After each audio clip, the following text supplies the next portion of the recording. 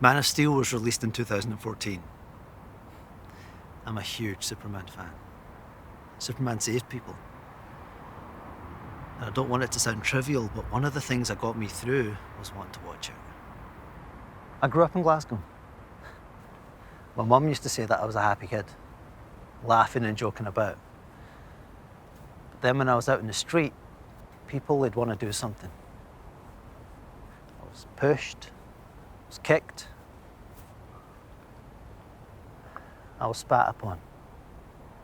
So I changed. So that when I was out in the street, I hoped people wouldn't notice me. It's like when I'm walking down the street and someone's looking at me.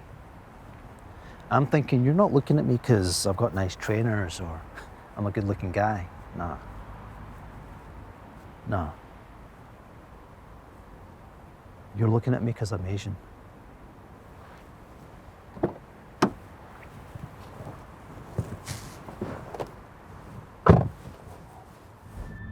And my dad died.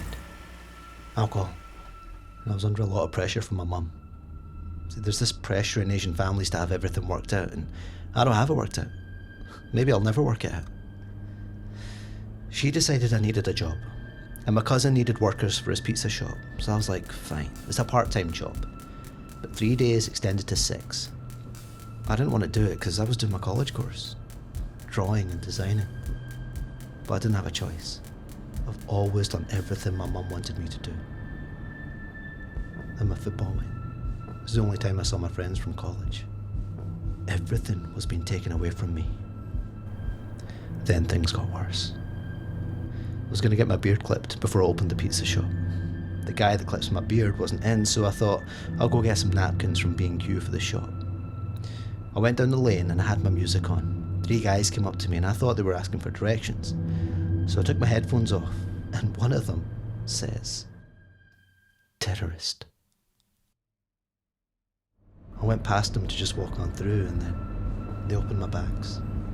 Threw everything everywhere and then they legged it. My comic books lying all over the lane. There was no one around, so I picked up my comics and I went to work. Because my cousin needed me. He didn't bother to ask what the cuts around my eye were from and I didn't bother to explain. I loved the long drive home from the pizza shop. Around midnight, the motorway is so quiet. There's a certain stretch of road where if you're coming from the Clyde Tunnel, you have to swing round this massive loop which then takes you onto the M8. And the game in my head has always been, as I come round the corner, hit the 70 mile per hour and just belt it. It's only a couple of stops after that I have to get off. But this night I didn't. I continued driving towards Paisley, towards Greenock, and then I moved into the middle lane. And I made sure there was nothing behind me and nothing in front. Then I closed my eyes and I let go of the wheel.